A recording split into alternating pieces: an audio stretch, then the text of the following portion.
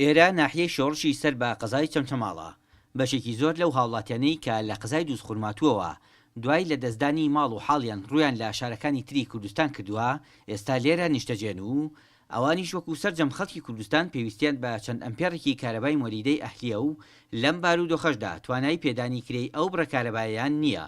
هەر بۆیە هاوڵاتێکی خاوەن مۆلیدەی ناحیەی شۆڕژ کارەبای بێبەرامبەری بۆ زیاتر لە 60 لەو خانەوادانە دابین کردووە.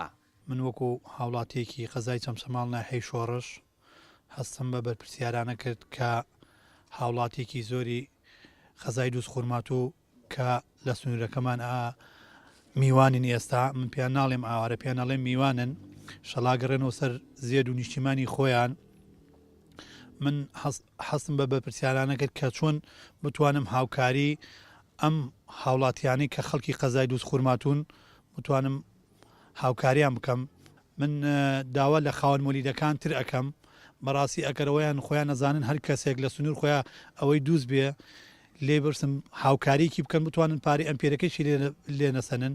ینی بەڕاستی ئەمە بچووکترین هاوکاریە کە بە خەڵکی دوو زیێگەیەنین ئێمە. لای خۆشیانەوە میوانەکانی قەزای دروستخورماتووی دانیشتووی ناحیەی شۆڕژ سوپاسی هەستی مرۆڤ دۆستانەی ئەو هاوڵاتیان کرد و هیوایان خواست نمونەی کاروانی خاوەن مۆلیدا زۆر بێت. ئێمە هەمووی ئاوارەی خەڵکی دووزە ئێستا ئەم برادەرە بابەتەک منەوە وەستاوە ئەمە فەقیرە ڕۆژانەی لەسەر شاگردی مەطعەم بووە تێگەیت. ئێستا ئەمە نە ئیمکانێت ئەوەی نییە مناڵەکەی بەخێوکە ئێستا ئیمکانێت ئەوەی نییە پارەی مۆلدە بدە. ئێستا لە مناگە دەستی هاوکاری درێژ کردووە کاکاروان بۆ ئەم خەڵکە داواکارین چەند کەسێتریش چاو لەو بکات. یعنی ئەم ساکەویکی وەکەم هەژارێ لە لەکوێ هەیەی مانگی 20,000 کرێ مۆلدە بدە خان و ماڵ و ئەوەی هەیە بەجێ هێشتووە. یعنی خۆی دەرچووە بەس لەگەڵ جلەکەی بەرێ لەگەڵ مناڵە هوردەکانیە. یعنی تو سوپاسێکن داواکاریش چەند کەسێتر چاو لەو بکات یعنی کە ئەو هاوکاری دەست هاوکاری درێژکەن.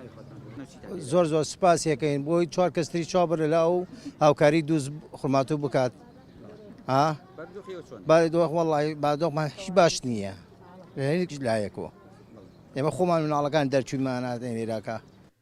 ئەگەرچی لە بارودۆخی ئێستادا قەیران و گرفتی دارایی بەرەوکی تاکبەتاکی دانیشتوانی هەرێمی کوردستانی گرتوتەوە، بەڵام ئەو گرفتانە نەیانتوانیوە چۆک بە هەڵوێستی مرۆڤ دۆستانەی زۆرێک لە هاوڵاتیانی کوردستان بە تایبەت ئەوانەی لە ڕووی داراییەوە لە بارودۆخێکی باشتردان بدات و هەر بۆیە هەریەکە و بە شێوەیەک هەستی کوردپەروەری وای لێ کردووە لە هاوکاریکردنی ئەو هاوڵاتیانە چاوپۆشی نەکەن. مەجید حەمید، گەلی کوردستان، ناحیەی شۆڕش.